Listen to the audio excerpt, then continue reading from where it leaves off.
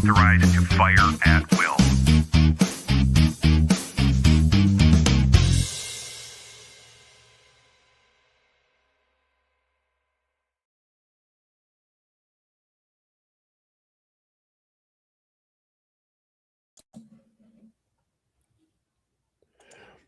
And hello, everybody. I'm doing my own intro, but since we're doing this as a collab, everybody say hello to Mark and Gunnar. And if you're on Mark and Gunnar's platforms, I'm TC. Some of you probably have no idea who I am, but I set up the studio. We have a bit of a nationwide audience, actually. That's why we don't do a lot of Minnesota focused content. But since there's nothing happening in Minnesota. Yeah, nothing. Like slow news week. Yes, it's very slow news year already. Thanks Mark Gunnar for doing this. We've been kicking it around since I got booted from Facebook for I don't remember when for sure. And then I'm like, you know what? I don't really miss Facebook. And then I realized I miss Facebook. And then I came back to Facebook, and there was the old standby Mark. And by old, I don't mean Mark's old per se. I'm older. He's but you'd started your own show, the Truth Expedition, with Gunnar here. So yeah, started it back in April 23 without Gunnar. And it was more nationwide. Like I've had some really big guests. James Corbett a couple times. Henry Wolf, Daniel McAdams, Scott Horton, a couple fun people. Those doctors. Who was the OBGYN? I can't even remember. There's Sasha Latapova. Yeah, you're just making up names. Sasha Latapova. So You're making up stuff, Bishovsky. No, if you don't know Sasha, you should. She's been a giant and a lion when it comes to medical freedom, man. She's calling it all out. Military operations. She's got all the receipts. She's impressive. So and by the way, mods, everybody in the chat, I should probably we'll do this. We'll put right over Gunnar's chest. We'll put the chat. So, but chat. Your intro music was awesome, dude. What is the Black Robe Regiment? I feel like I'm part of a cool club now. Well, you are. You were before the music. Yes. So. No, it's a reference to the founding of the country. The whole reason that the United States Republic exists is because Reformed pastors, Calvinist, Presbyterian, Calvinistic Baptists and whatnot were preaching against King George. So the next time somebody tells you that Christians are obligated to submit to ruling authority, you need to point them to the founding of this country and the pastors that preached against the tyranny of King George. And they took their direction from a guy named Samuel Rutherford, who wrote a book called Lex Rex. He was a Scottish reformer. And Lex Rex was weird, because, I know you know a little bit of Latin. So Lex Rex. Such a small amount.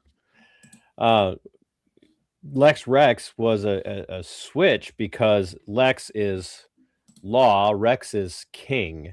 In England and in Great Britain at the time, it was Rex Lex, king is law.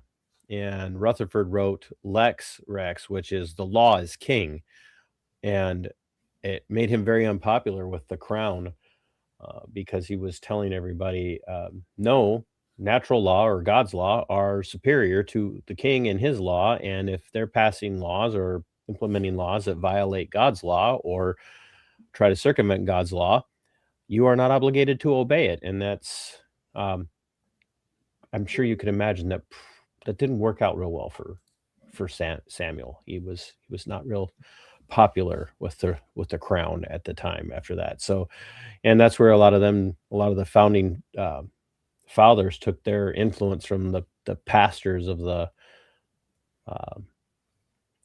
Reformed and Calvinistic mindset. And that's how we ended up with the American War for Independence. I love it. A bit of history I was not familiar with. Thank you. It's I am nothing if not a nerd. So, good. But yeah, everybody in the chat, and if you're watching on Facebook, say hi. It'll pop up here. if you're watching on Rumble over on the Truth Expedition, say hi. And if you got a really important question you want to ask, or if you want to know what's black pilled who and why any of us might be black pilled, super chats will always help. We will always take super chats no matter which platform you're on. So my audience especially, I love the support. And if you haven't found these guys on Rumble, you need to find them over on Rumble and follow them there. And if you're on their platforms, follow me on, you can find me on Rumble, Minnesota Black Robe Regiment, find me on YouTube, hit that like. And if you want to support us, do it however you'd like. So without any further ado, gentlemen, it is Black Pill 2026. It is. I love it. Yeah. Yeah, we're in for a wild year. That's for sure. Yeah, it is. I don't know. Like we always go, well, it's all downhill from here. If it's all downhill from here at this point in 2026, we're in for a rough year. We invaded Venezuela. Yeah, I think, no, wait, is the timing right on? Yeah, we invaded Venezuela to start off the new year. And now we have ice just running rampant all over Minnesota. And that's not even talking about the weather. Yeah. So guys, take the floor. What's on your mind? We've been talking about doing this. So what do we want to talk about? And well, I'd say probably the biggest thing going on right now is this infighting with Renee Good. And I think we probably agree here, and then ICE. I think maybe we talk a little bit about this, and I like we've already talked about this, ad nauseum, but I don't think any charges will be brought against Ross. I think that was his name, the agent that John Ross, yep, that shot Renee Good. It's his perspective. What did he feel fear? We can't say whether he did or not. If he says he did, he had every right to pull the trigger. I did see a video recently of two officers in a similar situation where an officer did get run over by a crazed drunk person. So there is danger there. I do not think Renee wanted to run him over. I think that's pretty clear. A lot of people on the right want to try to believe that she wanted to kill him. I don't think so. I think she should be alive. I think they escalated it. I mean, she's a horrible person. I don't defend any of these liberal ideologies. It's insane, but I don't think she should be dead. I don't think you should walk in front of it's against policy and procedure to walk in front of a running vehicle. They did that. I think, we could talk all day about this too. Who goes into law enforcement, give people authority? What will they do with it? But what do you think? I mean, do you think it was justified? No, it was a completely unjustified shooting. Renee did make a lot of mistakes. That she, I had next to nothing in common with her. I'm sure there's probably a few touch points where Renee and I would agree on things. I don't know her enough about her philosophically to be able to make that statement without any doubt.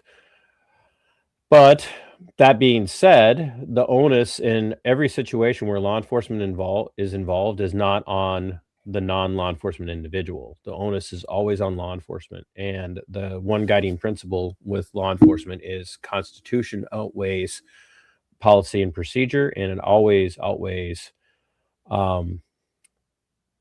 training. And there are droves and droves. I just wrote a very detailed legal analysis of the incident, where I set aside, being, whether you're pro law enforcement or anti law enforcement, if you're back to blue or ABAC or ACAB, you have to set all that aside, and you have to look at what the courts have said over the years. You have to look at what policies are, and all of that stuff has to add up. And when you look at just the Graham factors alone, from Graham v. O'Connor, or Graham v. Connor, and then the most recent case in 2025 of Felix Felix is one of the names in the case. The courts do not side with people with law enforcement claiming self-defense when they have created a situation for themselves where they have put themselves intentionally in harm's way and then claim self-defense. They do not get to claim I was afraid for my life when they put themselves in a life-threatening situation. And there have been multiple cases involving vehicles where just the fact that a vehicle is moving does not necessarily make it a weapon, let alone a deadly weapon. This isn't my opinion. This is years and years and years of legal decisions from SCOTUS to appellate courts to district courts, and where they have interpreted prior cases, and the restrictions always come down on law enforcement. And there's never been a law enforcement individual who has won the case where they have put themselves in an indefensible tactical position and then claim self-defense. And now, do I believe that Ross is going to be charged? No, I don't, because the feds will step in and claim that he was merely doing his job, therefore they're not going to charge, because they're the only ones that have the authority to charge him. The state is never going to be able to charge him because they'll assert supremacy. And Gunnar may or may not know this. They'll assert supremacy, and then the officer can choose to have it removed to federal court, where it could be state charges could be prosecuted at the federal level, but then federal supremacy applies because they're federal officers or federal agents.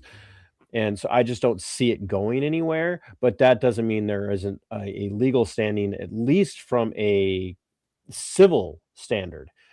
And there are other places that other things that come into play. And when I have the essay done, I wrote it for my friend Josh Slocum, who is the host of Disaffected Podcast, which is a great show if you guys haven't checked it out in the audience or YouTube. Disaffected Podcast. Absolutely need to watch it. We're talking about a former leftist gay guy who is now a classical liberal, libertarian, conservative leaning, celibate gay guy who talks about mental health, especially like cluster B personality disorders, and how it's impacting politics in the United States. And he asked me to write this piece, and I have been working on it for a week and a half. And it's basically a legal brief. It is basically a legal brief where I go through and break down removing emotion, removing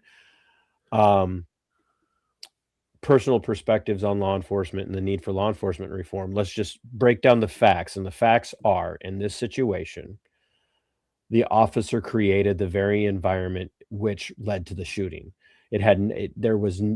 ICE had no jurisdiction over Renee Good at that time.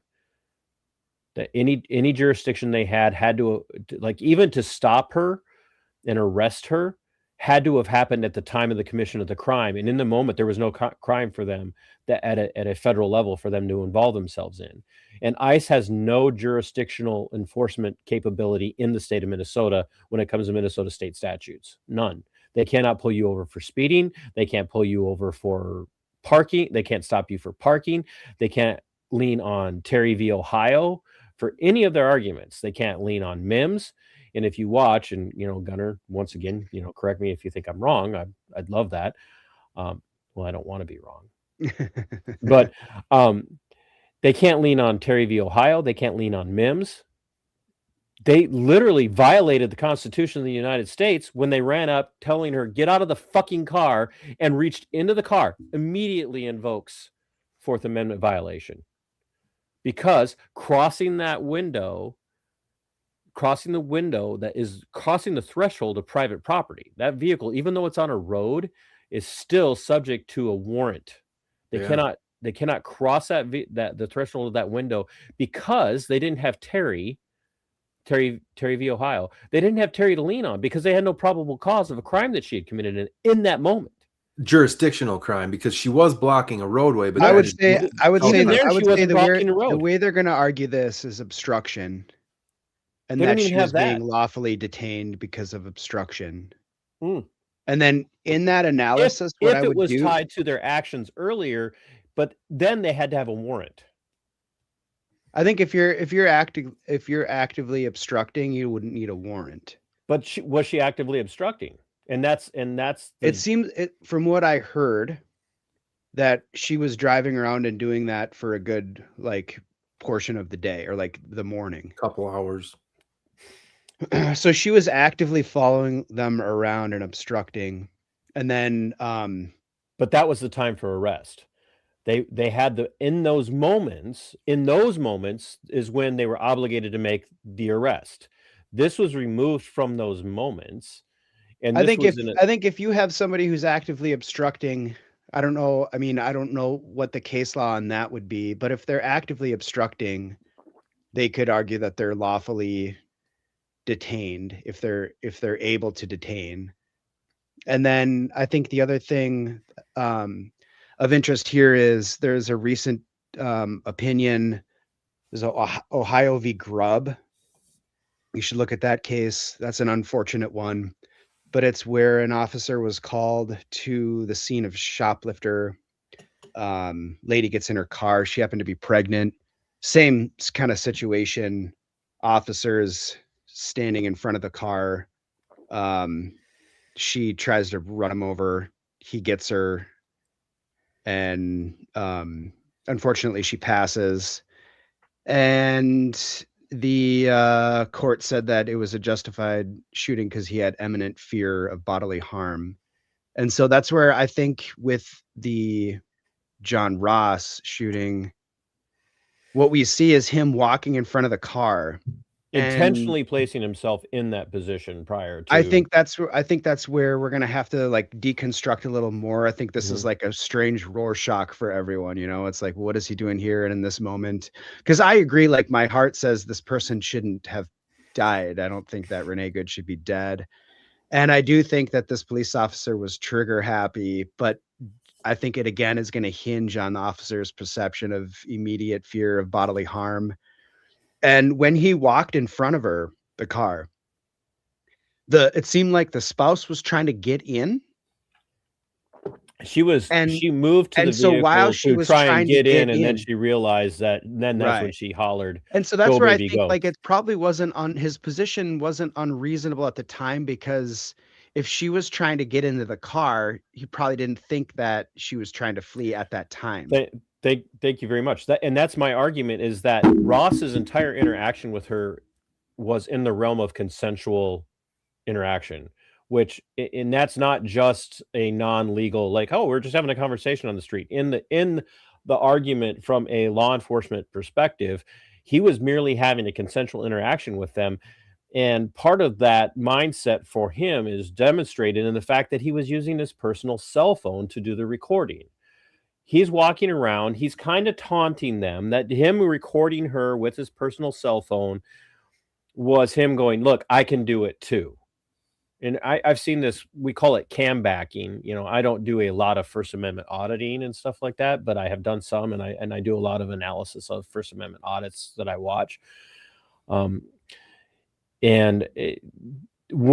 Especially with law enforcement, when they whip out their personal cell phone and do that, they call it a cam back. He was kind of doing a cam back. He was like, look, I'm going to get you too, is what he was doing. And when you hear Renee say, look, that's fine, I'm not mad at you, and she says it a couple of times, and he continues to walk around the car. At that time, the other two ICE agents had not gotten out of their vehicle. It was just John Ross. So John Ross had inserted himself into the situation. There was nothing about his body posture, nothing about his behavior indicated that he believed that there was going to be an imminent arrest. And it was after he moved towards the back of the car and then started interacting with Ms. Good's other half, significant other, whatever we're calling her, is when other cameras show that Renee was waving other vehicles by, and even waved the ICE vehicle by. Yeah. So there was no I obstruction. think that's significant. That she That's was incredibly significant. She was getting afraid. She was afraid that, and I've heard this from several women, that when men in uniform start yelling and fucking swearing at you, you panic. She wanted that situation to end. She wanted them to just go. That's my perspective on it. Again, I don't agree with her liberal ideology. She put herself there, which she shouldn't have, and it turned out bad, really, really bad for her. But at the same time, I'm against a masked and militarized police force, and I know you are too, Todd. Absolutely. So, I mean, that's, I think, where. Oh man, he just left out my secret name. Now everybody's going to know how to find me. At some point, is what the hell's happening here, and what precedent is this setting? Well, go ahead, Gunnar. No, I mean, I think at the end of the day, folks want violent criminals and illegal immigrants that are violent gone, right? And so, but we don't want to see this militarization on our streets. We especially don't like to see an 18-year-old kid from Somalia, or, that was born here, has Somalian parent immigrants, at a gas station and then be swarmed by ICE agents because he's a young black kid that looks Somalian. That amount of harassment on the streets, I think, is insane, and we should all be repulsed by that. That's where, I mean, I don't know if anyone's seen these pictures from Minneapolis today, but I mean, there's someone said 100,000. I don't think it's that, but for sure 10, 20,000. I'd say 20 to 30,000. Yeah. From what I'm seeing. And it's negative 20 plus with the wind chill, negative 10 as is. And they weren't all that's dedication. Those people are pissed to sit out there and do that. Nobody paid 30,000 people to be there today. No. That's organic. I mean, there's probably that's organic, and there's probably going to be some Republicans and libertarians in there. I know the Minnesota Libertarian Party is just irate that ICE is here. Yeah. I think that knowing the Minnesota Libertarian Party, and you guys, Mark, you know this, I know them well. I don't know if irate that they're here is the question. I think that there's a level of justifiable righteous indignation in what's happening to American citizens in Minnesota that are like, and let's just be honest. If you look at the September court decision from the Supreme Court that said right now the 14th Amendment in Minnesota for the United States is dead under this movement right now, because there is no equal protection according to the 14th Amendment, because if you don't look white in the eyes of the Department of Homeland Security, you could be pulled over by Border Patrol or ICE for the mere fact that you are in a vehicle, you're not white, you're in a neighborhood that is not predominantly a white neighborhood, and it also happens to be tied to construction or warehouse work or meat packing or anything like that. And then if they happen to hear you speak and you're not speaking English, or you speak with an accent, SCOTUS, all of those things, if you don't believe me, folks, look this up. Even if you use ChatGPT or whatever, look this up. SCOTUS decision about ICE, just probable cause for stopping people in September 2025, they've said color of your skin, accent, language spoken, place of employment, and neighborhood you live in is enough for them to justify pulling you over and stop and questioning you. That's terrifying. That should absolutely be terrifying to any person, even if you are 100% close borders and deport them all now, because that's going to get used against you. Oh yeah. Yeah, think about the instances locally where there are police officers being pulled over by ICE, and they're police. Can I have your papers? Like, imagine being a police officer and having that fear kind of put upon your person. Oh gosh, I'm being detained by a criminal thug, or of the state.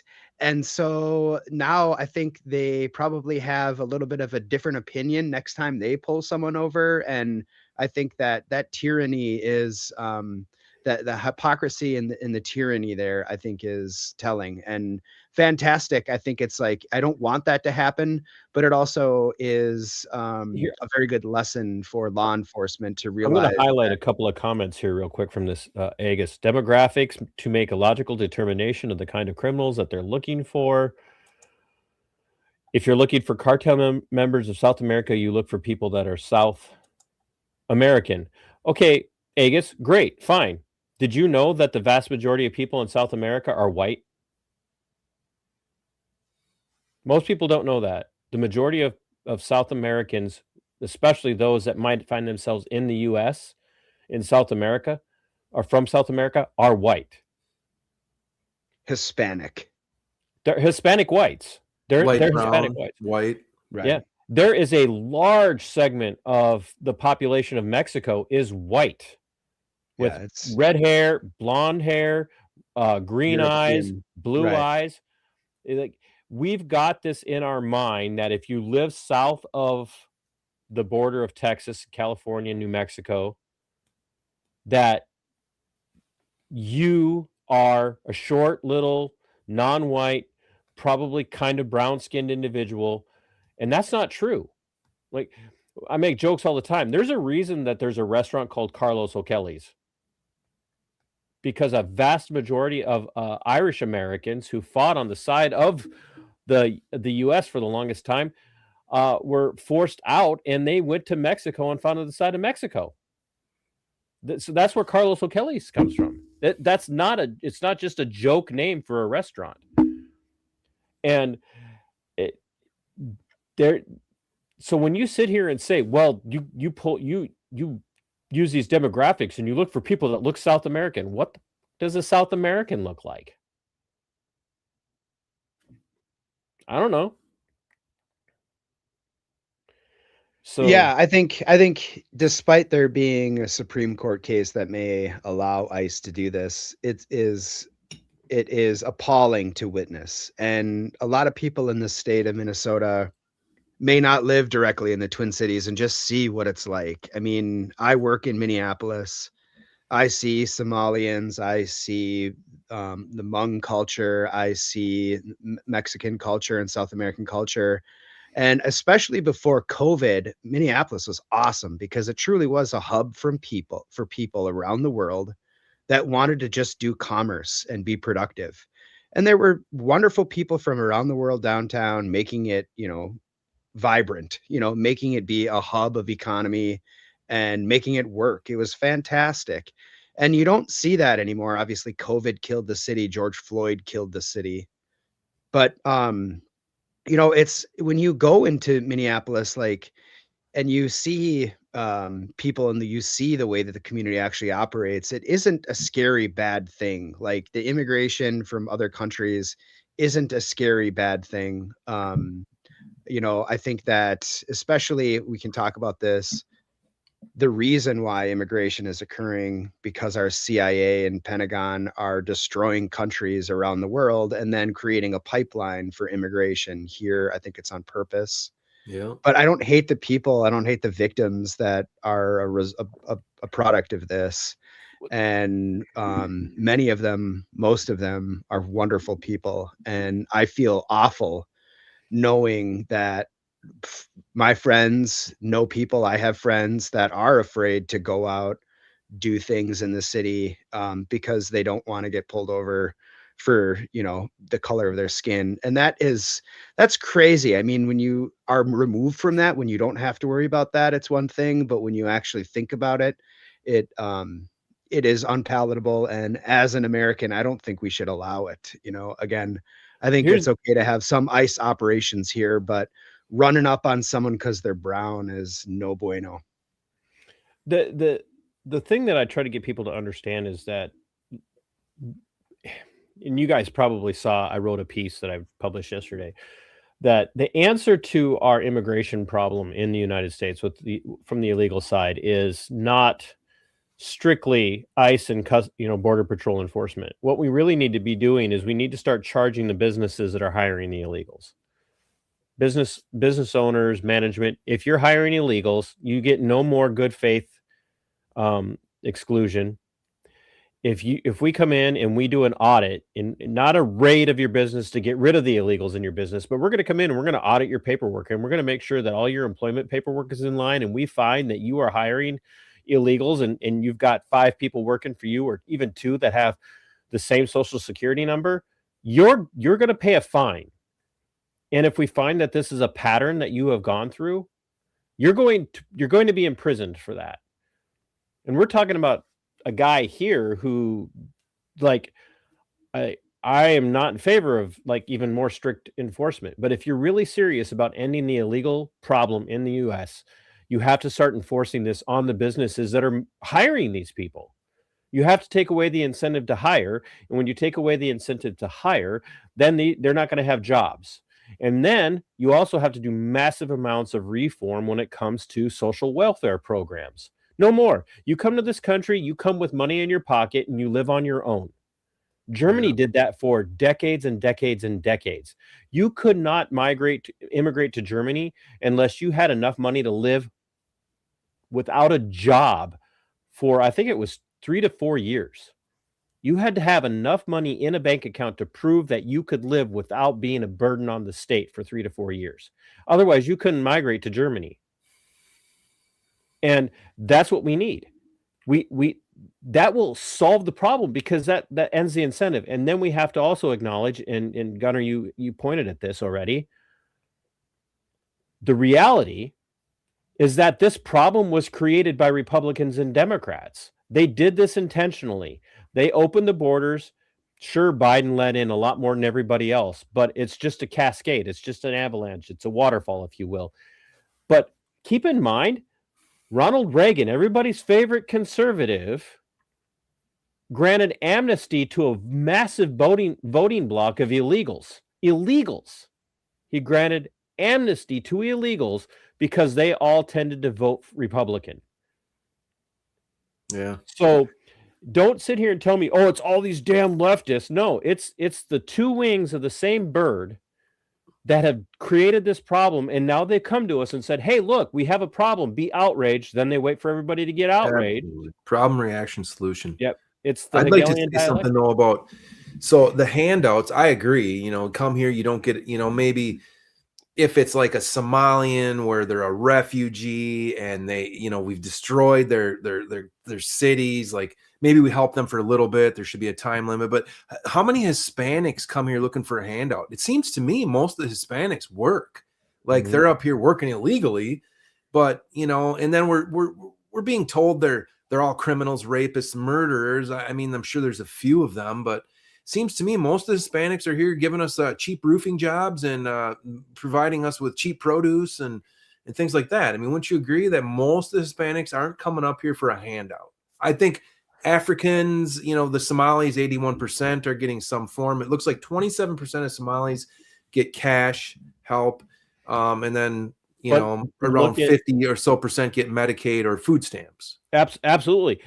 But look at the circumstantial differences between why the Somalians are here from Somalia. Circumstantial. How they're, and this is not an argument in favor of them. We created the environment that made them want to flee Somalia. Somalia was the closest you would ever have gotten to an actual libertarian government in the world, until the United States and other countries went in under the, and this is a fact. This is an interference from geopolitical Zionist Israel. Oh boy, I just did it. Oh, you're banned.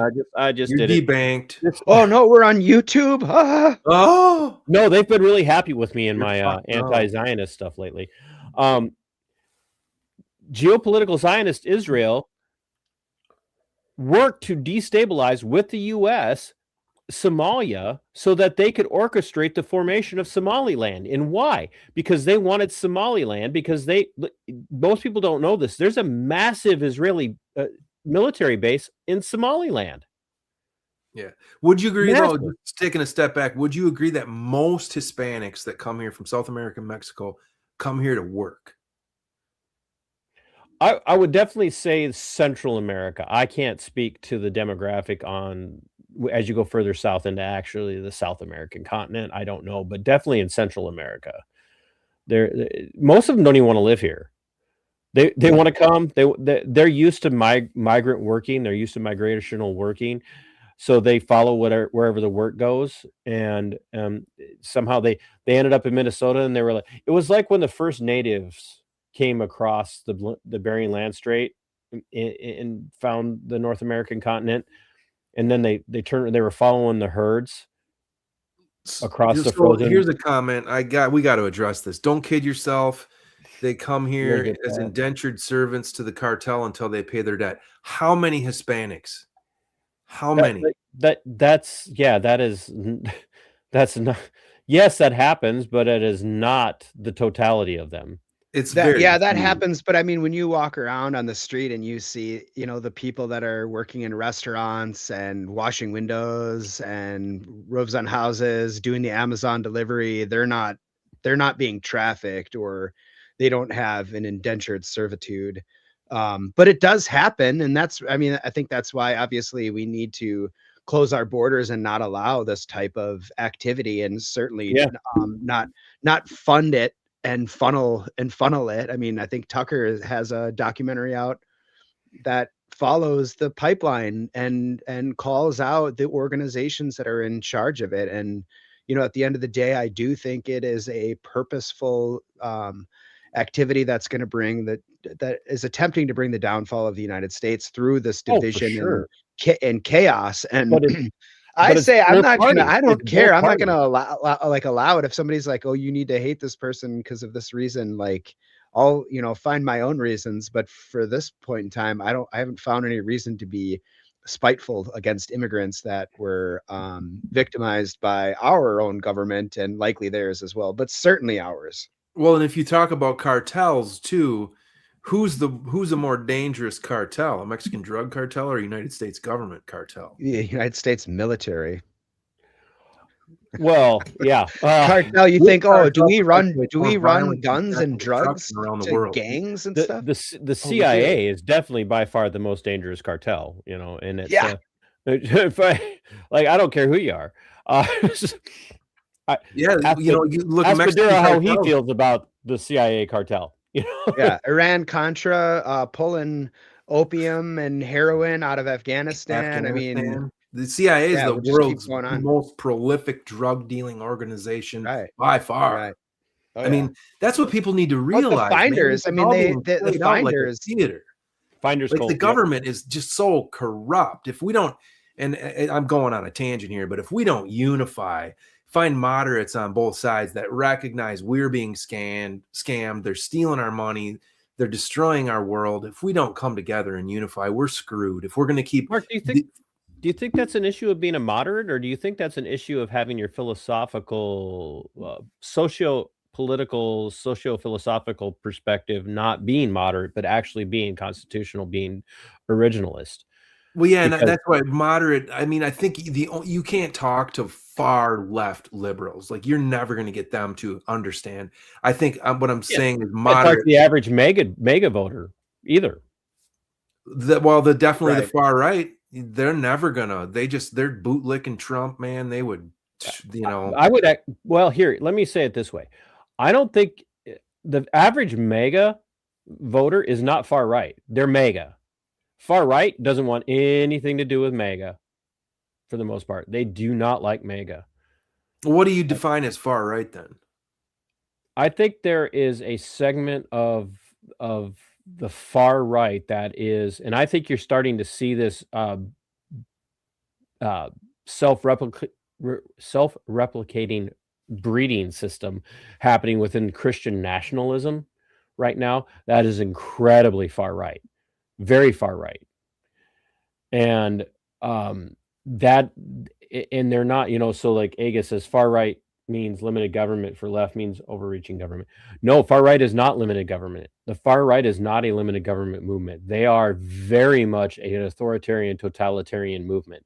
Yeah. They want all the control all the time, and they want it under the auspices, in particular for most of them, of an incredibly dictatorial, what they view as a Christian theological or a theocracy. And that's a segment of the far right. There's also a very white nationalist movement that has interlaced itself with the Christian nationalist movement. I think that'd be like Troy Scheffler we just interviewed. I think Do you think Troy falls into that camp, or you think Troy just falls into I'm pissed off and I'm not putting up with it anymore? Well, he said he's a nationalist. I don't know if he'd just say he's a white nationalist, but he definitely wants to defend white culture. He calls for the peaceful separation of the ethnicities. Yeah, you know, if we can talk about that for a minute too, like I like my childhood, like the white picket fence, the baseball in the summer, and you know, my heritage. I like it, but I'm not racist whatsoever, but I kind of want America to be similar to what I grew up in, and maybe that's a bias and maybe that's wrong. I don't know, but that's how I view America. You know, we're not Japan, we're not, you know, Liberia, we're not Germany, we're America. We have a unique heritage and culture, and pretty soon, and I think Troy's right about this, if you allow this unlimited immigration, and eventually we're going to have a country that's unrecognizable. I mean, what are your comments on that? Well, I do not think that we are going to survive if the United States doesn't recognize and embrace that it has a Western European philosophical bent. It's exactly why the Republic of the United States exists, is because of its Western European philosophy.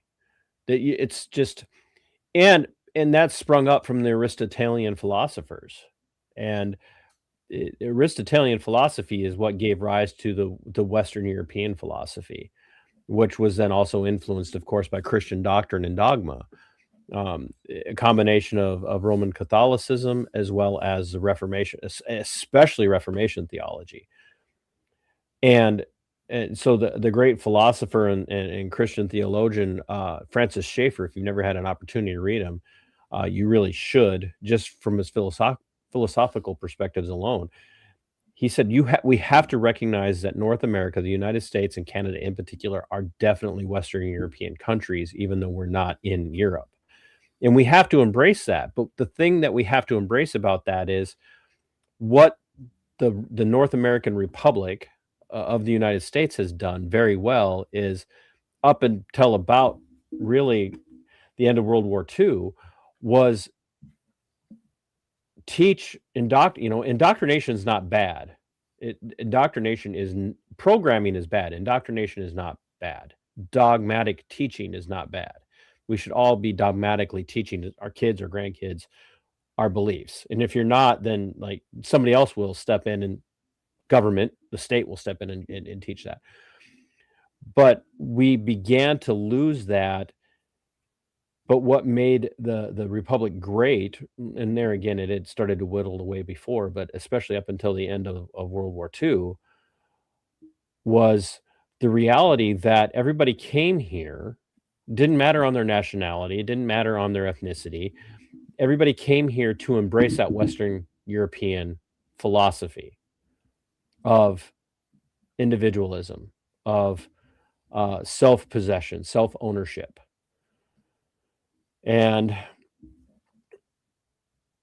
we walked away from that to have a multicultural perspective of, you come here and you keep your culture, no matter where you're from, whether you're from Ireland or Germany or South Africa or, you know, Timbuktu, you bring your culture here and you embrace your culture, you live in your culture and you keep your culture. And then we'll just once in a while we'll do some things together, like celebrate the 4th of July. And that's where we lost.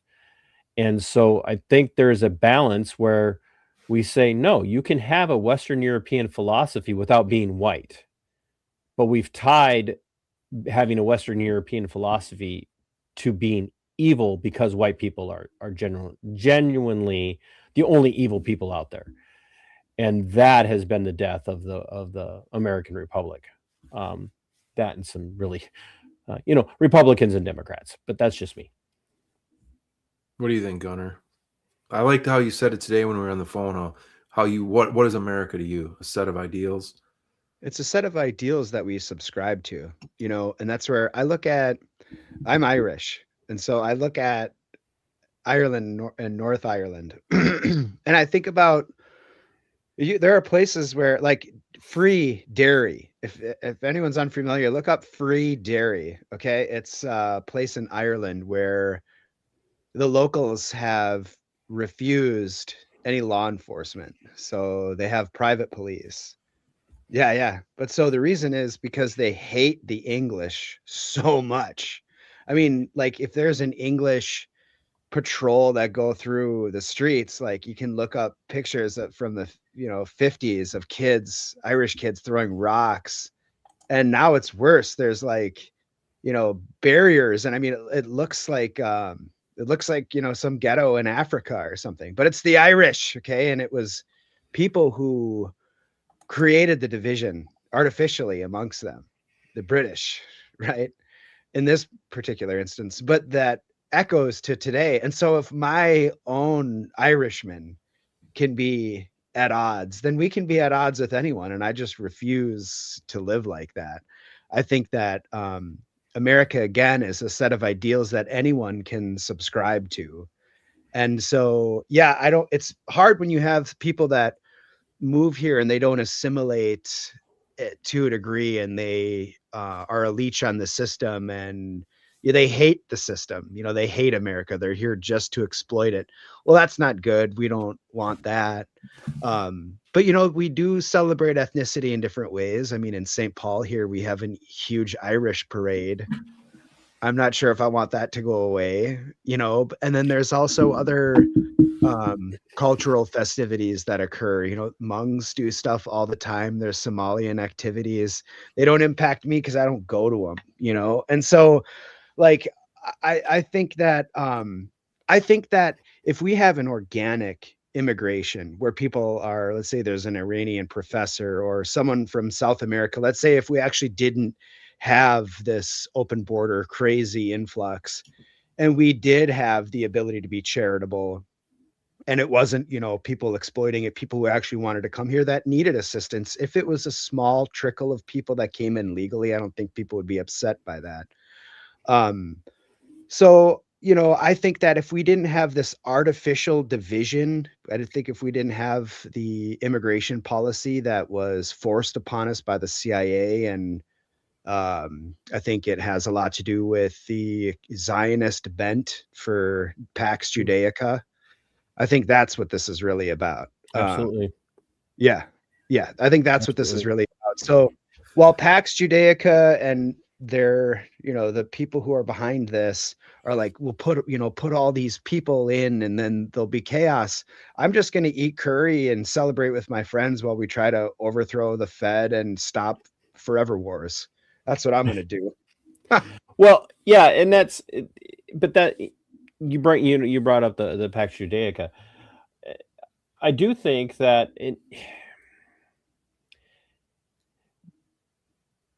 I don't think people realize just how much.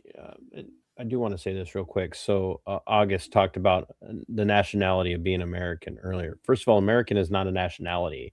We have to dismiss that right now. We're in a republic. We're not a nation. It was Lincoln who built the proposition nation myth, the mythology of the proposition nation. If Lincoln had not destroyed the Constitution during the American War of Northern Aggression, this entire continent would be far better off. Lincoln destroyed the Republic. Lincoln was the beginning of the death of the Republic, because he didn't free a single person in America. He enslaved the entire population of America at that moment in time. Going forward, we're all enslaved because Lincoln said there is no natural right to secession, and then declared that we are a nation, and we're not a nation. We're a republic. There is no nationality. There is no American nationality unless you're a First Nations. And even the First Nations will tell you they're not American. They do not believe themselves to be the same people as each other, let alone us. That's why they're referred to as multiple nations, because they're all different ethnic groups. The United States is a republic.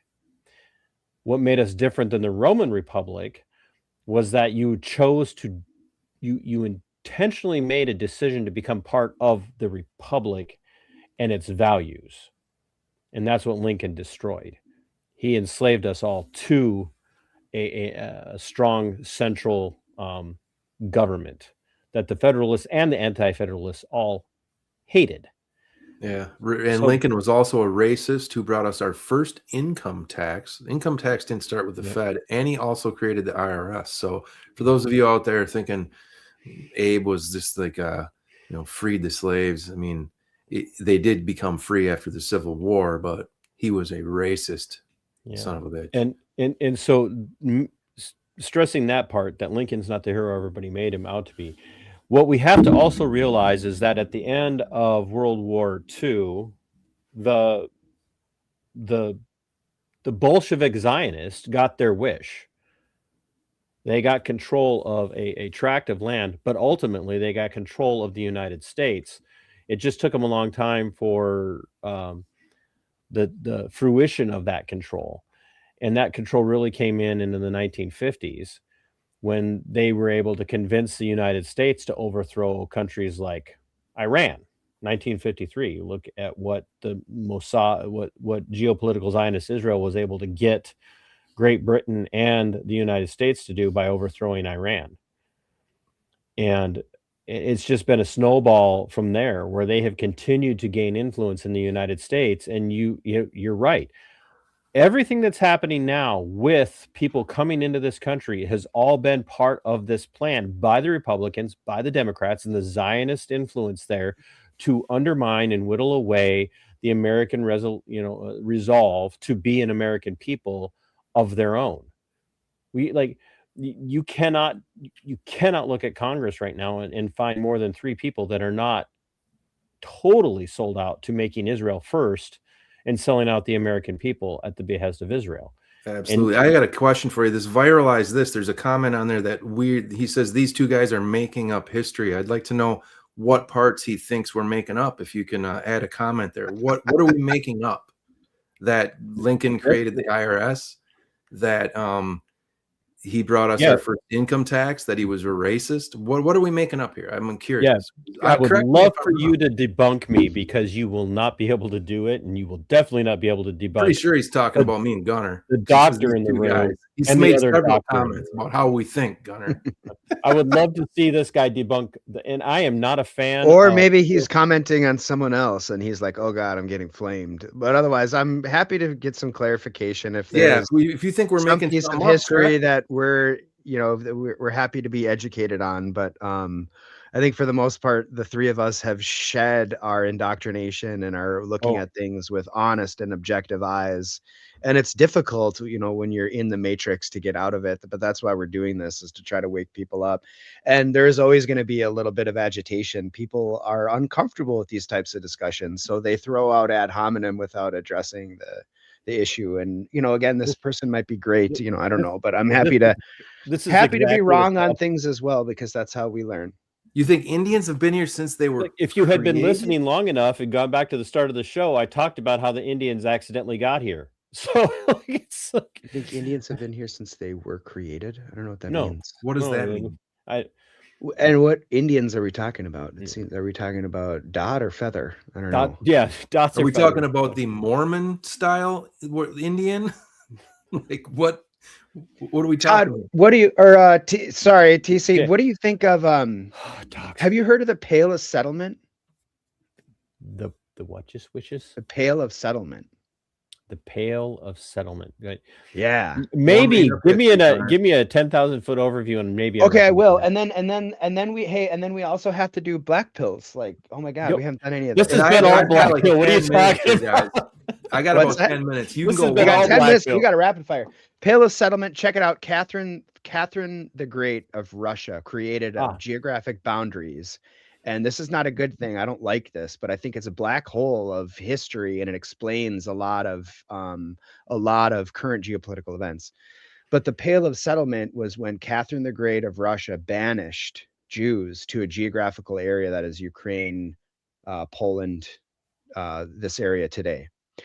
So it was right before the Bolshevik Revolution that the Pale of Settlement was disbanded. So the Bolshevik Revolution was Jews fleeing the Pale, getting revenge against the Russians, Yep. and then ultimately moving into Poland and things like this. You're talking about the But Ashkenazi uprising within the Bolsheviks. that's exact, and it Yeah. comes from the Pale of Settlement, and it also explains the Ukrainian historic hatred against Russians, and so Yep. why Colonel McGregor is saying that there are Jewish-only neighborhoods in Ukraine right now, and the theory then that I've been entertaining for a long while is that the purpose of the Ukraine war was to genocide the native Ukrainian Aryans to make way for the new Jerusalem. Theodore Herzl, who founded modern Zionism, is was a from monster. Ukraine. Yeah. So a lot of the Ukraine Zionist aspirations were born from the Pale of Settlement and in Ukraine. So look into that. It's like a crazy piece of history that nobody knows.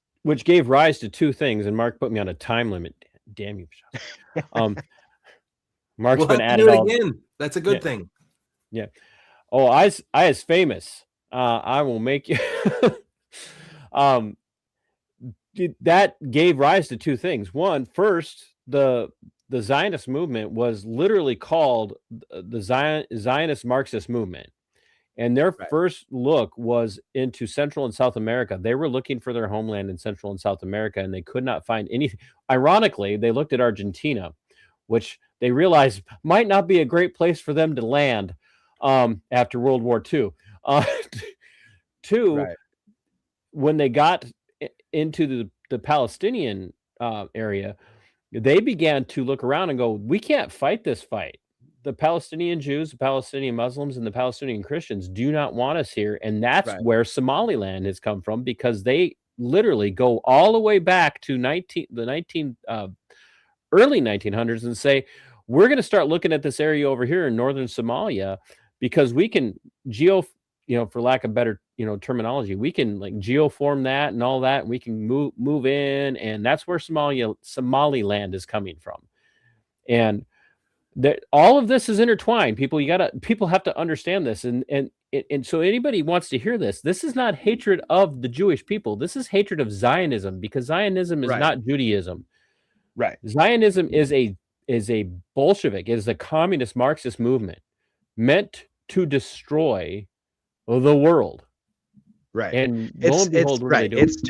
It's ultimately to create Pax Judaica. And Mark and I have interviewed a good number of people now, but one of the interviews we did was with Rabbi Feldman from Neturei Karta. The Neturei Karta was founded in Jerusalem in opposition to colonial Zionism. They're Orthodox Jews who think that the Zionist state of Israel is blasphemous.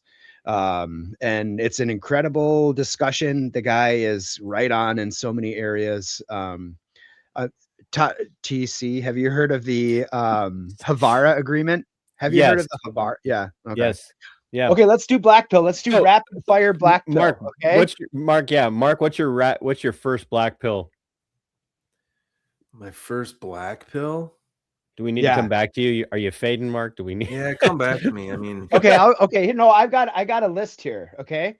Okay. So what's going to happen with silver and the Federal Reserve? What's going to happen with the U.S. dollar? Federal Reserve's going nowhere. The silver's going to hit 120 here in about a month. Yep. Yeah. Silver's going to continue to climb. Gold's going to be completely priced out of the market. They're going to use that. This is my black pill. They're going to continue to degrade American currency. The penny is first. Nickels, dimes, quarters, dollar bills. Within 10 years, this massive black bill, within 10 years, you will have no cash. You will have no coin currency. Everything will be required to be digital. And then after that, they'll stop calling it the dollar, and they'll just refer to it as a central bank digital currency, because they will control you. That's what we all use our debit cards, folks. I'm not going to argue. We all do it. We all freaking do it. I understand it's easy, but the only reason they're doing that is to get everybody off of cash. Absolutely. Because when they get you off cash, they can get you central bank digital currency. And when they have you on that, you won't do anything without permission. You will do everything you're told to do so that they cannot freeze your accounts. You'll need biometric ID to get on the internet. If you want my black pill prediction, we are going to see a massive, massive false flag that's going to make 9/11 look like a like nothing. And it's Yeah, going to be radical Islam, but it won't be. It'll be the Right. same thing as 9/11, and Yeah. that's going to be what really the roots of it are in Metro Surge. I 100% agree, but the roots of it are coming from Metro Surge. 30,000 people showed up at the Minnesota State Capitol today. 30,000. That's where your false flag is coming from, is these uprisings of people. They're organic, but they will use them. Oh yeah. So I was showing my boys some of the junk silver I bought some time ago, and there was a quarter, and I was showing them there. This is a quarter, right? But if you look at it, it's 2/10 of an ounce. So 1964. 20% of an ounce at $100. That's $20 now. A little quarter is worth $20. 1964. Talk older, about folks. debasement. And then Larry Fink was at the World Economic Forum saying that he wants to digitize every single asset so that it is a commodity on their ledger. So anytime real estate, significant painting, gold, silver, crypto, it's all on Black Book's ledger to commoditize and control. Tokenize So, everything. Very fun. Yep. Yeah. My next black pill is, and this is going to sound really funny for people who don't understand the topic. I know you two will. My next black pill is actually 15-minute cities. They want to de-ruralize, de-agrarian America, especially the United States, continental United States. They are working towards forcing you into metro areas. They will. You could laugh if you want, but this is the plan. And my black pill is that within 20 years, they will make sure that no one lives outside of metro areas. And if you choose to fight that, you need to read Brave New World by Aldous Huxley. They will call you how do they refer to them? They were the savages in Brave New World, and they lived on reservations, and they lived an old life where you read books by hand and you didn't have to take soma. So how do we stop that? I mean, I know we're blackpilling here and I don't have a lot of time, but this is an interesting discussion. That's where I keep this. My whole goal in everything I do is trying to find a way to stop the shit. I got little kids and I'm terrified of what this future might be. How do you stop this 15-minute season? I'm on 40 acres here. It's beautiful, and I want my kids to have this forever. You may not have to stop it, but you have to understand that if you choose to stay on your 140 acres, you will be cut off. That's it. That's your black. That's the ultimate black pill. Your friends and family may all say, you know what, screw you, Mark. We're not building a little community out here. I've got a couple people now that, we're figuring it out. Like, you'll be the savages. How much deer can we take off this land? How many cattle will we need? Do we need horses? We're thinking this through, but it's not really sustainable. That's not the life I want. I think we can stop this. I have some optimism that if people unify, if we can wake up enough people that it's the damn ruining the black government, pill moment. Stupid. It's the government. It's this left-right paradigm is so dumb. That's the other part of the black pill is we've got to stop talking about left or right. We have to stop talking about Republican or Democrat. This is my black pill. Nobody wants to stop talking about this. If you say I'm not a Democrat, if you say I'm not a Republican, well, what are you then? You gave up. No, I'm literally not those things because I'm so black-pilled about those two. Yeah, we're looking outside of the box because the ballot box isn't working anymore. Yeah. Damn it, we didn't even get to talk about Royce White. We didn't get to talk about the Senate race, the governor's race. We're going to have to do this again soon. We're going to have to do this again. Okay, so hey, are we going to bomb Iran? You guys enjoyed it? Did that mean you enjoyed it finally? You finally decided to do the show and decided it was fun. I knew we were going to have a good time, man. Gunnar and I, we got day jobs. I have 4 jobs, 3 kids, a wife, a land, this property I don't have much time, but I will give you 10 more minutes here if Gunnar's not in a hurry. I'll do 10 Gunner's all in for the night. He's undone. No, this is great conversation here. It's like, and we're not I wish we could offer more solutions to the viewers. That's what I kind of feel guilty, like just talking about all this black pill shit. But what are the solutions? But these are the conversations that people need to be having, honestly, Mark. Yeah. They have to hear this hard stuff because they think that the 2-party system, they think that the one bird with 2 wings has their answers, and it doesn't. They don't have your freaking answers. Their they don't. flavor of a giant parasitical ruling class is better than the other flavor of giant parasitical ruling class. And then when That's you what look it at the is. giant parasitical ruling class, they're all in on it together. They're all lizard people wearing the same damn mask. It's just one has an R stamped on its forehead and the other one has a D. And I'm over here going, I'm an anarcho-capitalist. I'm a agorist. Just leave me the alone and let me go and raise my chickens in my backyard without a damn permit from my city and trade eggs with my neighbor who happens to have a bunch of hot peppers. That's what I want. I want to trade eggs with my neighbor who has hot peppers. The I love But I concept can't do vo- that. But I the can't do concept that because voting your is the Republican only and tool you Democrats are the have only ones that allow me to is have retarded. anything. All you have is voting. That's what I got from Royce White. You've given up. No, I haven't given up. I'm trying harder than you. Like, I know you've had your run-ins with Royce. We'll have to have a whole show on Royce at some point. Cindy says, I appreciate the conversation, yet a bit depressed. That's why it's a black pill 2026. And it has to I'm be a little bit optimistic. depressing because, like, if people just are in ignorance that the apparatus provides for them, then these are messages that, like, you don't want to hear because you're in this happy little bubble, everything's fine, what have you, and you can trust the state and the propaganda. But whenever you hear people that in your community that are upstanding, maybe trustworthy, and they're saying, hey, this is not right, all is not well, it's hard to digest. And yeah, I do think that there's some element of a black pill that maybe there's no solution, but sometimes the solution is just knowing the truth and I can preparing offer yourself. a solution right here. Why unify with sexual deviance is the Which comment. ones? Here's Republican the sexual solution deviance or is the to Democrat not think sexual that deviance? way. How many leftists do you think are sexual deviants? No, Trump is not a sexual deviant. He only cheated on all of his wives. Yeah, I mean, who's and the sexual deviant? All the people on the left aren't sexual deviants. Yes, we don't agree with them, but most of them are decent people. They really are. They've been fucking brainwashed.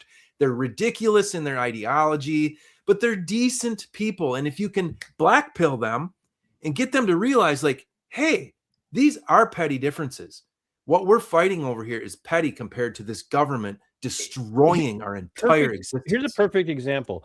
Old boy goes out to the ICE protests the other day, and he's sitting there, standing there in the front yard, and he's got his AR-15 platform and his painted fingernails, right? Yeah.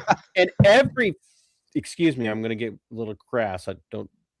We're all fine with it. Every fucking Republican mega bot out there was like, oh, no, he's got a gun, look at his blue fingernails. And I'm like, why aren't you celebrating that a leftist is out there exercising the Second Amendment rights? Fantastic. You're over here focusing on his fucking fingernails. Yeah. And he's got a gun talking about resisting the government. What the hell is wrong with you? Like, oh, it's a fucking leftist. Oh, so you aren't for the Second Amendment. You're just for the Second Amendment when it's not leftists. That's what it is. Right? Like that's what it's come down to. And it's the exact same goddamn thing. Sorry. That Jesse Waters did when Renee Good, I'm ranting. Renee Good gets shot and killed. And what's Jesse Waters say? He's like, and she had her pronouns in her bio. Yeah, she just died. She's got a child. I mean, come on, where's your humanity?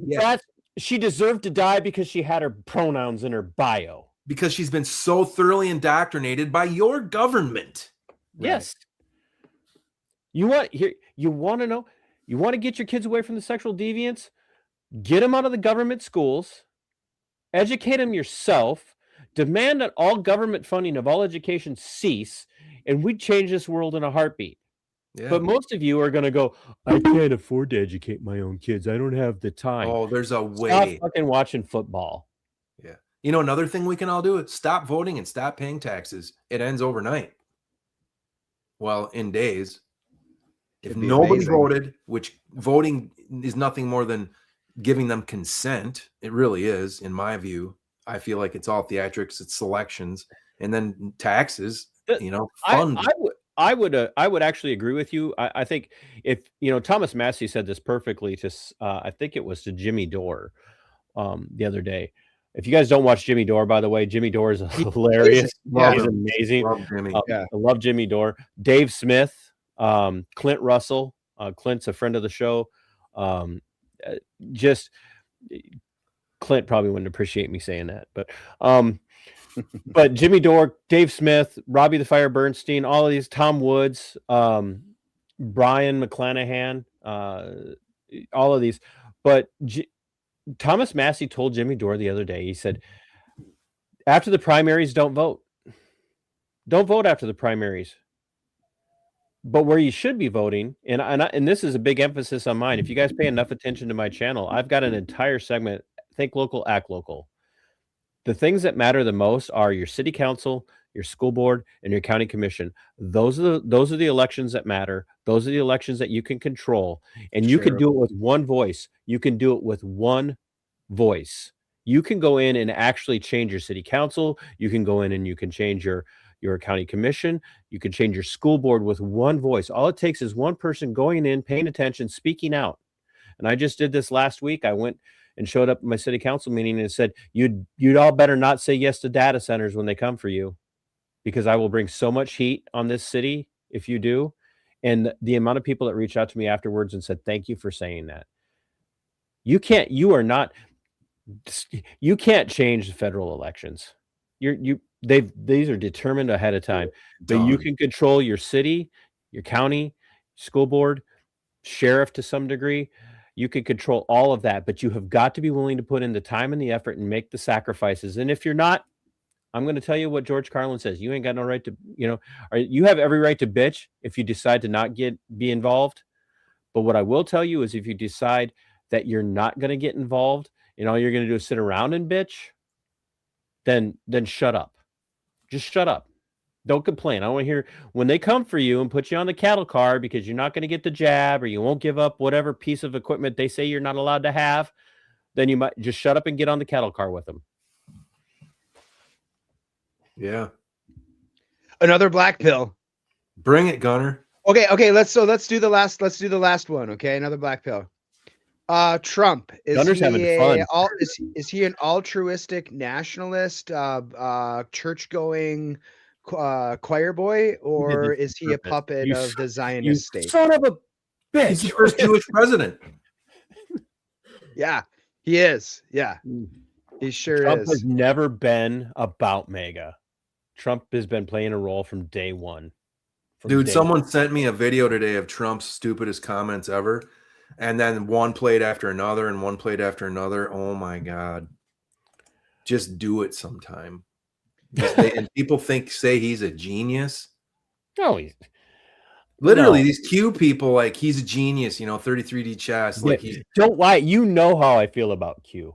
You're Q. He's arrogant enough and has enough power, and that's what makes it work. He's not smart. He's very narcissistic, but he throws his weight around. And that's where, like, I oscillate between he is full blown compromised. Okay, I'm in that camp. Yeah. But I also entertain this idea. Are we still talking about the Epstein list? It's a fucking I had nothing to do with that. Are we still talking about Melania through Ghislaine Maxwell and Jeffrey Epstein? He met Melania, and then the girl before he also met, through Ghislaine Maxwell. So there is this honeypot kind of operation. I'm not saying that Melania is, but it's very strange. But nonetheless, I'm in the camp that he's fully compromised, but also entertain the idea that he understands Pax Judaica in a way that he's able to compromise while dragging his feet. Let me kind of give an example, like Iran. Do we want a full-blown regime change in Iran, or are we going to do targeted, like, minimalistic strikes? And so that's where I think, like, is Trump does he have an affinity for the people of the United States, or is he full-blown compromised? I still haven't figured that piece out. I know he's compromised, but whether or not he takes any actions that are nationalistic, that are on behalf of the U.S. citizen, I'm willing to entertain that. I don't think tariffs are beneficial. I don't think that most of the things he's done are beneficial yet. But not under the securing the border has been good. He's done some good things. I mean, he really Yeah. has. Like, Kennedy has been good. People bitch, and I wish he'd drop the mRNA platform too. But I do understand that politics does sometimes work slow. Trump is probably, the best president in my lifetime, but who are we comparing against? I mean, would you guys maybe agree to that? That's like saying that skin cancer is better than testicular cancer. And I've made that comment, and then people will be like, I am a recovering cancer. And like, I'm sorry, Christ, I'm sorry. But it is, I mean, it's true, but it is true. I mean, there is this, like, the lesser of two evils. I know it's stupid, but I think that like, if you could do over Trump's first term without Russiagate and without COVID, like, that was the best 4 years of my career, of my life. And then to see the difference between the leadership between Biden and Trump. And, I thought maybe January 6th, like, January 6th made me think that Trump was a deep state outsider, that the deep state wanted him ousted. But this second term, I'm more willing to admit he is in line with the deep state elements. He probably knew he wasn't going to win, and it was all part of the plan that we're going to put you in 2024, dude. They're not ready yet for the police state, and the surveillance isn't in order yet. I wouldn't doubt it if it's that, orchestrated. My channel mod laughed because he says, I am recovering from cancer, and I can guarantee you that he laughed at our joke. He's like, Godspeed. And I say government is a cancer. All it can do is kill and destroy. That's all it can do. It's never, there is no such thing as legitimate government, period. Never has been, never will be. They will all be corrupted. All empires will fall beneath the weight of their own corruption. That's a black pill in itself. When are we going to do this again? Next one, you guys free Wednesday? Oh wait, I've been begging for a year. Now you want me? Well, now we got people in the what chat. What are you guys doing tomorrow morning? We got to do it every week. And we've got so much more. We got to cover Royce. We got to cover the governor's race. I want to cover Charlie Kirk. I want to cover more about Venezuela. Zionism. Right. There's I will be glad to schedule this with you guys on a regular basis. I cannot do tomorrow morning. We were supposed to do this last week, folks. TC came down with H3N2, whatever the one that's going around right now, and I had to text these poor guys and go, I'm dying. Which I didn't text it that way, but boy, it sure felt like it. And so these guys are gracious enough to reschedule. You recovered quickly. Are you free Wednesday the 28th, this coming Wednesday? So here's the deal. I go to bed super early Monday through Friday for the most part, because I get up at 3:15 in the morning to do a 2.5 hour workout. So dinner time discussion. I don't know. Gunnar, I could do Fridays at anytime after 6:30 on Fridays if we not available next Friday. I could do Saturday. I could do sometimes a week from tomorrow. I could do again. Saturday the 31st. I could do that. Yeah. Why don't we work not a good day for Gunnar? Let's query our audience here. When can most of you guys show up? Let's get some dates here. My audience will show up when I tell them. Hey, yeah, next Saturday sounds good. We'll figure some time out. We have to figure out what peak streaming time is. That's why I do the vertical streaming on YouTube, because that sucks in vertical stream and short stream or short speed. So we've had a pretty decent show up so far. We're over, let's see here. It's not as good as my turnout for when I showed up at the Republican event last week, by the way. I had over 6,000 people watch the Libertarian show up to the Republican event in Mabel. Now we're well over 300 just on my side alone. So oh wow, I see my mom in there too. Hi mom. We got 10 viewers on our side. No, I'm just kidding. This is good stuff. Again, there is a ton of stuff to talk about, and it is kind of nice. I mean, it's a little bit of a change of pace for us, because usually we're interviewing an author or some. You mean important people? That's fine. You could. No, I don't mean it like that, because this is because we're all in the same group, man. Are we kind of the same? If you're important, I'm important. If I'm not important, who cares? All I want to do is just be with people who are willing to tell the truth, because the more we form this community, the better everyone's going to be. The more we forge a community of people that are willing to tell the truth, even though there's some type of repercussions. We're still out here doing this, and we're getting people on the left, Jimmy Dore, we're getting people on the right, the Daniel McAdams, the libertarians that are starting to see this the federal government for what it is. And so that's all I want to do, is call out the federal government and have peace for my boys and for everyone else's boys, kids. Well, I'm putting the peace in 31st this as world. tentative. We've got several people there that say they will. We can do it on the 31st, and then we'll outside the studio we'll figure out a time. I'm thinking leaning towards like 11:30ish, but that'll work. Yeah, so let's say late morning as tentative. Yeah. And then we'll dial that in and we'll promote and let you folks know. We really appreciate you tuning in though, because what is this? If it's great to talk to TC and Gunnar. I could do that all day and all night, but it's more meaningful when you're in the comment section, triggering us, asking questions, confirming, and we know that this conversation is meaningful outside this echo chamber. Hey. Echo. I do not exist in an echo chamber. People yell at me. The three of us are just talking. It's kind of an echo chamber because I think we pretty much agree on about everything. Probably. Yeah. So. I mean, I believe in COVID vaccines, so that's where we differ. See, I can't do this on our show. This is I like this. Thanks for trying to shoot me down. That's great. Thanks a lot. Where can we find it's TC? I don't know who this Todd is that you're speaking of. God damn it. You can look me up, mbrrmedia. Minnesota Black Robe Regiment. MBRR. Yeah, MBRR. I have been around for a while. Yeah, I just don't have all the friend connections that these two have. These two move in circles that I'm not allowed. We actually have a much bigger following on Substack, and I'm trying to figure out how to. Maybe we need to stream to that instead of Rumble. I don't know. We have probably 10,000 followers across our platforms. We don't get a lot of views lately on. We've lost some once we started talking about the Zionist problem. Man, did we lose some viewers? Are you saying you're being throttled? Yeah.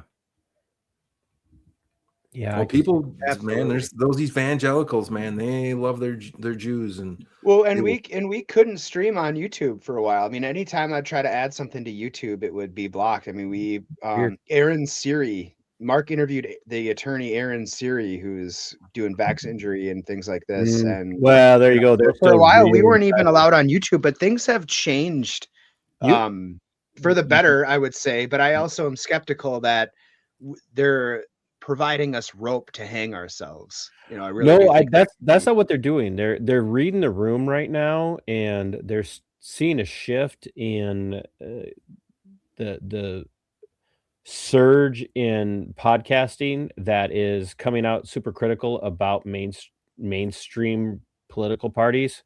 I mean, you got Anna Kasparian and Cenk Uygur that are like coming out and calling out the Democrats, and like Anna did a spot on Tucker. Right. Bill Maher's calling That's exactly Democrats. Yeah. Like Anna Kasparian and Tucker sat down and did a show, and it was great. And and if 10 years ago, that never would have happened. Anna, I'm looking at Anna every day. But it was a great show. And I think that was a couple months ago. Yeah. She's a liberal from California that is like, I think I heard that one. It was a fascinating interview. Yeah, it did great. And I've been kind of, I vary my watching and listening to lots of platforms and lots of voices that I wouldn't have done, 6 years ago. And I'm just absolutely, shocked to hear these people that have moved. And Anna flat out came out and said, like, I was wrong about a lot of this stuff. She flat out said, I don't trust government anymore. And when Anna Kasparian says, I don't trust government anymore, people don't understand. That's huge. That's a voice. Huge. That's what I'm talking about. And I do like to, what was this last comment? Is Tucker the real deal? I love to engage the audience. So is Tucker the real deal? This will be our last, my last. You can stay on, but is Tucker the real deal? What do you think? I think that Tucker was probably not what they expected him to be as far as where he is right now. I think Tucker broke away. I think that Candace broke away. I think those What voices. about Tucker and his dad being CIA, and is Tucker kind Look, of? are we going to hold everybody who's had somebody that's been connected to No, something? and I don't, because I question it. Like, I'm not saying that about you, but that's what I keep hearing. Is Tucker's dad was CIA? Okay.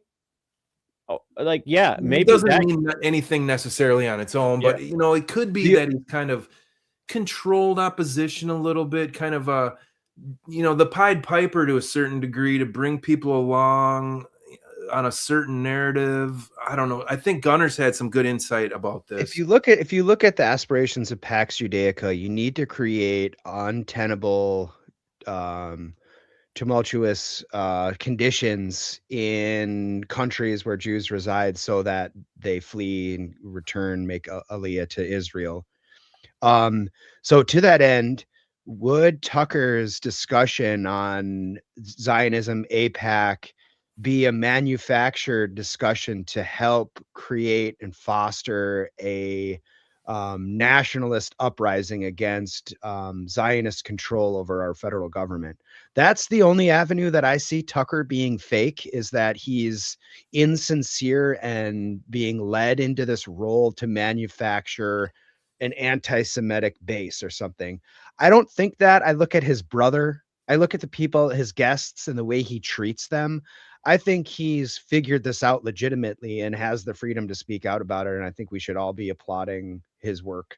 Yeah, if he's literally controlled opposition, he's taking his life in his own hands with some of the stuff that he's been coming out with. And you look at Sean Ryan is doing the same thing. Valhalla VFT is the same way. So I did not like Tucker for the longest time because he was so much on par with the War Machine, and now it's like for a while. Yeah, he was, and he's not there now, and I think that we have to look, if we can change, if we as individuals can change, as we, I don't know where you guys were 6 years ago in the sense of, but I'm sure there was probably a lot more right leaningness in the sense of GOPers, but if we could change and come out and say, look, I'm not that anymore, because I realize what my values truly are, and I realize how I align, and I'm going to speak out against those things that people once thought I was. And you guys know this, you've experienced it, and I know you see it with people interacting. I thought you were mega. Like, no, you clearly didn't know me. You didn't get to know me if that's what you thought. You just aligned yourself with me because I was speaking against the things during 2020 that you hated. Right. And now I'm speaking against things that I hate that you love. So therefore I'm the one that sold out. No, I didn't sell out. I'm consistent. You got TDS. Yeah, I was actually raised to be a libtard. My dad was very liberal union welder. I mean, loved Jimmy Carter. And, so when I entered adulthood, I thought I was a liberal. And man, did I crash course myself over 20, 30 years.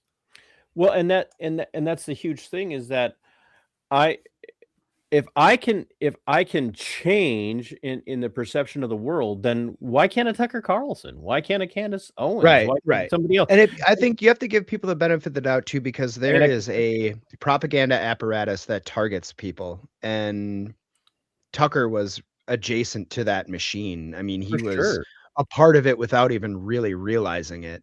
And so now when you hear Megyn Kelly criticize the way Fox News handled the Venezuelan kidnapping of Maduro, she can say, well, I was encouraged at Fox News to applaud this, and now I can say I don't applaud this. Like, I'm going to wait to see what happens, but I don't agree or buy the official narrative at this point. We should allow people to change their minds, for sure. And be there to help, help foster that mind change. That's why we're here. I mean, we are here to change people's minds. Right. Mark and Gunnar, tell everybody from my side that is watching where they can find you guys. I would say go to Substack, because anytime we have a show, we typically will promote it beforehand, and then we will provide a link. So just if you go to Substack and search The Truth Expedition, or even if you just Google The Truth Expedition Substack, it will come up.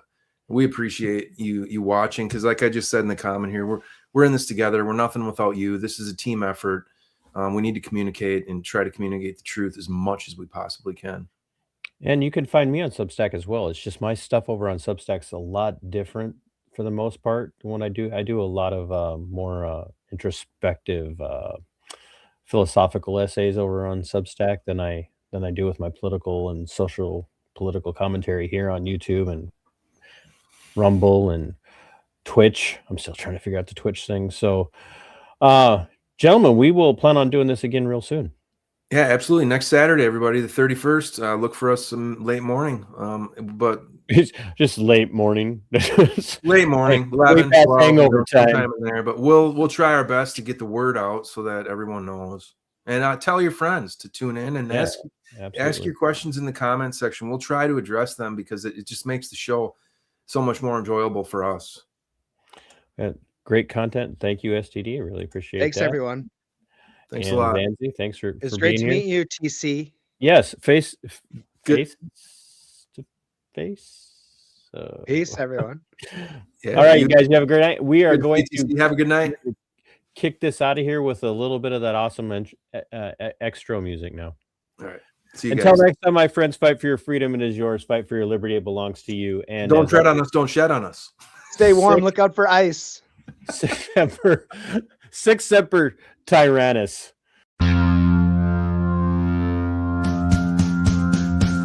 go for liftoff in T-30. Stand by for further instructions, Minnesota Black Robe Regiment. Secondary guidance systems engaged. Minnesota Black Robe Regiment, it will be on my mark.